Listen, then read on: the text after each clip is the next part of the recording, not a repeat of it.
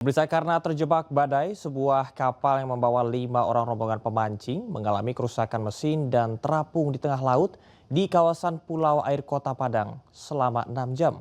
Proses evakuasi oleh tim SAR berlangsung dramatis di tengah laut.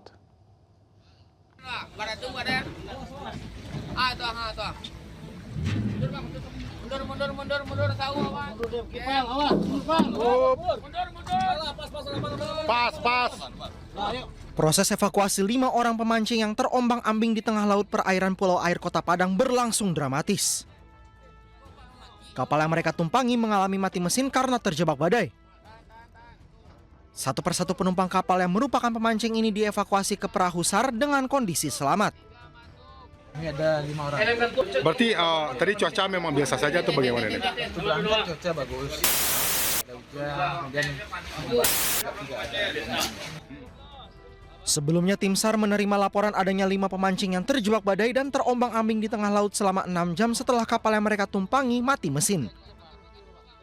Keluarga beliau melakukan aktivitas memancing di sekitar Pulau Air Kota Padang dan dia melaporkan bahwa kapal yang mereka gunakan melaksanakan mancing mengalami kerusakan.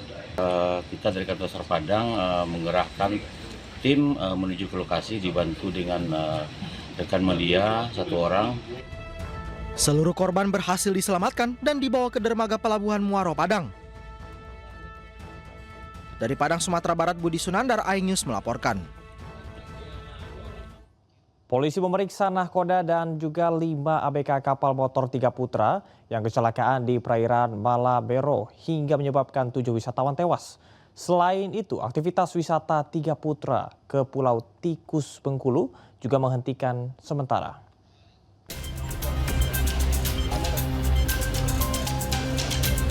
Enam orang yang merupakan nahkoda dan 5 ABK KM 3 Putra ini digiring oleh tim Resmob untuk dibawa ke Mako Polresta Bengkulu. Mereka diperiksa untuk mengetahui penyebab kecelakaan, kelayakan kapal termasuk perizinan dan standar keamanan kapal. Pasalnya ada dugaan kapal kelebihan muatan atau overload dari kapasitas yang seharusnya. Selain memeriksa nahkoda dan ABK, Polresta Bengkulu juga menghentikan sementara aktivitas pengelola wisata 3 Putra yang melayani wisata ke Pulau Tikus Bengkulu. Tentu kita akan melakukan pemeriksaan baik itu nahkoda, kemudian ABK, kemudian saksi-saksi yang ada yang ikut dan lain sebagainya. Doakan supaya proses ini bisa cepat selesai dan bisa kita mengambil langkah-langkah selanjutnya. Sebelumnya KM 3 Putra karam dan tenggelam di perairan Malabero saat mengantar 98 wisatawan yang baru saja berwisata ke Pulau Tikus Bengkulu. 7 wisatawan meninggal dunia dan 15 diantaranya dirawat di Rumah Sakit Bayangkara Bengkulu. Dari Kota Bengkulu, Endro Diwirawan, iNews melaporkan.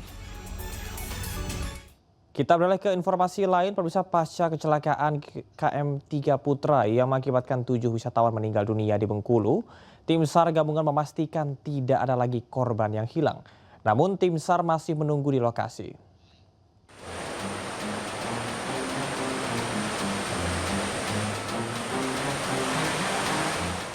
Hingga Senin pagi, dari 98 korban wisatawan yang menaiki kapal motor 3 Putra, seluruh korban telah terkonfirmasi dan tidak ada korban lagi yang dinyatakan hilang.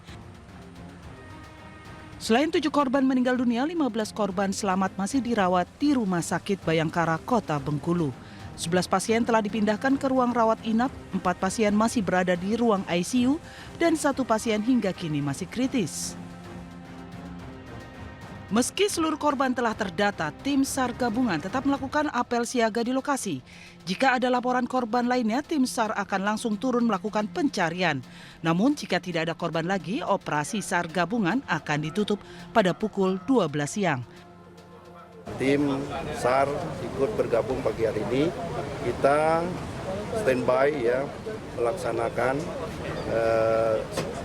penyisiran ya terhadap kejadian, terutama barang-barangnya masih ada yang bisa ditemukan, termasuk masih menunggu konfirmasi dari korban ya, mungkin pagi hari ini akan datang kembali. Dan laporan-laporan tentu harus kita terima dan nanti jam 12 ya kegiatan ini akan kita tutup. Adapun lokasi kejadian karamnya kapal motor Tiga Putra berada di pantai Malabero, Bengkulu, tepatnya di belakang Mes Pemda. Saat ini di lokasi hanya menyisakan puing-puing kapal yang hancur dihantam gelombang.